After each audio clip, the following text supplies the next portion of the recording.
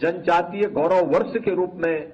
मनाने के संकल्प के साथ यह संकल्प पत्र इनका उल्लेख करता है। 2030 तक भारत को विश्व इलेक्ट्रॉनिक हब के रूप में स्थापित करने, भारत को सेमीकंडक्टर और चिप मैन्युफैक्चरिंग का केंद्र भारत हब बने विश्व स्तरीय, उसके लिए और बुलेट ट्रेन नेटवर्क का विस्तार पूरब, उत्तर, दक्षिण और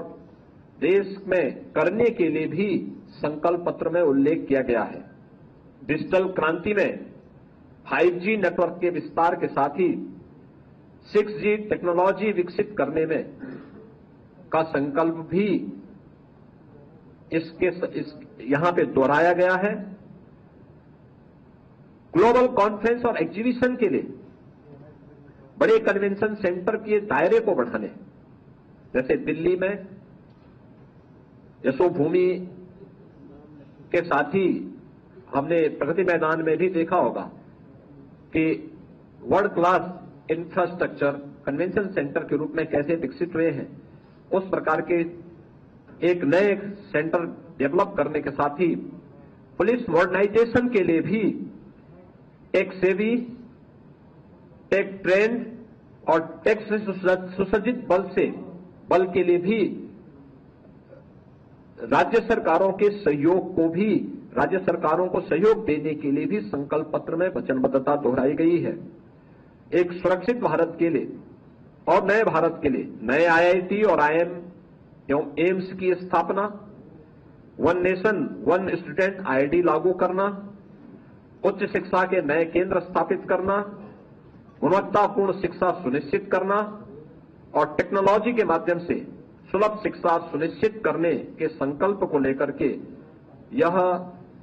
संकल्प पत्र अपनी प्रतिबद्धता को दोहराता है। खेलो इंडिया खेलों के साथ ही देश ने ओलंपिक में और कॉमनवेल्थ में, एशियाड में या अन्य अंतर्राष्ट्रीय इंटरनेशनल जो टूर्नामेंट हुए हैं उनमें भारत ने अपने मेडल की संख्या बढ़ाने में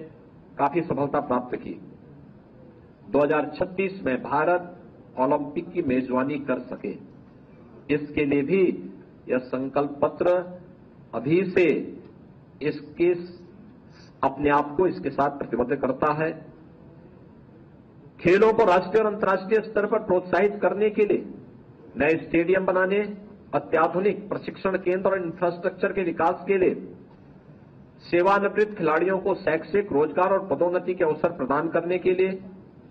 खेल उपकरणों की मैन्युफैक्चरिंग को प्रोत्साहित करने के लिए और खेल क्षेत्र में स्टार्टअप को बढ़ावा देने और तकनीकी इकोसिस्टम के मदद के लिए भी यह संकल्प पत्र अपनी प्रतिबद्धता को दोहराता है। साइंस एंड टेक्नोलॉजी के लिए, इनोवेशन के लिए देश के अंदर अलग अलग सिटी में साइंस पार्क स्थापित करने और मौसम के लिए तैयार और जलवायु स्मार्ट बनाने के लिए राष्ट्रीय वायुमंडलीय मिशन शुरू करने के कार्यक्रम के साथ भी यह संकल्प पत्र इसका उल्लेख करता है। नदियों के संरक्षण और कायाकल्प के कार्यक्रम के साथ ही नमामि गंगे परियोजना के दायरे को बढ़ाने, सभी नदियों को फेज वाइज इसके दायरे में लाने के लिए कार्यक्रम को और दुनिया में रामायण महोत्सव के आयोजन को प्रोत्साहित करने के लिए भी यह संकल्प पत्र अपनी प्रतिबद्धता को दोहराता है। सुरक्षित भारत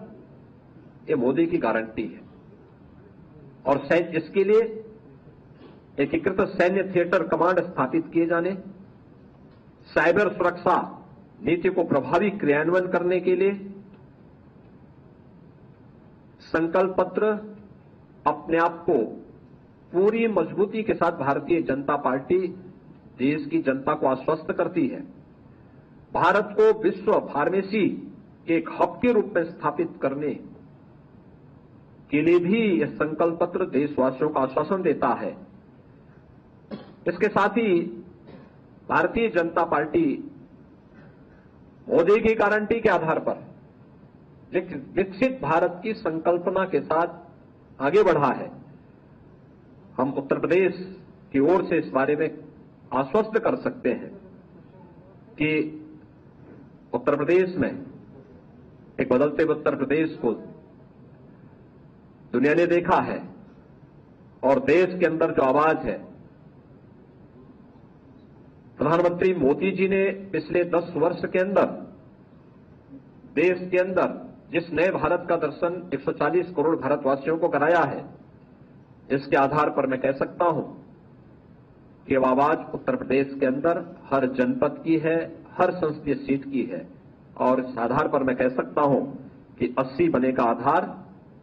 एनडीए 400 पार, फिर एक बार मोदी सरकार का संकल्प अवश्य पूरा होगा और प्रधानमंत्री मोदी जी के द्वारा जारी किए गए संकल्प पत्र पर हर भारतवासी उसको अपना अपना मिशन मान करके, उनके विजन को अपना मिशन मान करके पूरी प्रतिबद्धता के साथ नई सरकार बनाने में अपना योगदान देगा। धन्यवाद। धन्यवाद माननीय मुख्यमंत्री जी। मैं प्रेस के मित्रों से आग्रह है, आप सभी का स्वल्पाहार है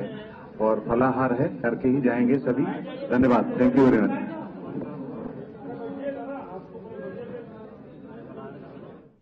तो बता दें आपको कि मुख्यमंत्री योगी आदित्यनाथ जो कि प्रेस कॉन्फ्रेंस कर रहे थे संकल्प पत्र को लेकर, जो कि मैनिफेस्टो जारी किया गया है बीजेपी की तरफ से कल ही, और उसी को लेकर मुख्यमंत्री योगी आदित्यनाथ ने प्रदेश को संबोधित किया है। उन्होंने प्रदेश को संबोधित करते हुए कहा है कि ग्लोबल लीडर बनने के लिए विकसित भारत चाहिए और बीजेपी लगातार भारत को विकसित बनाने की तरफ अग्रसर है। आत्मनिर्भर और विकसित भारत की संकल्पना पर यह चुनाव हो रहा है। इसके साथ ही जो तमाम उद्देश्य हैं, जो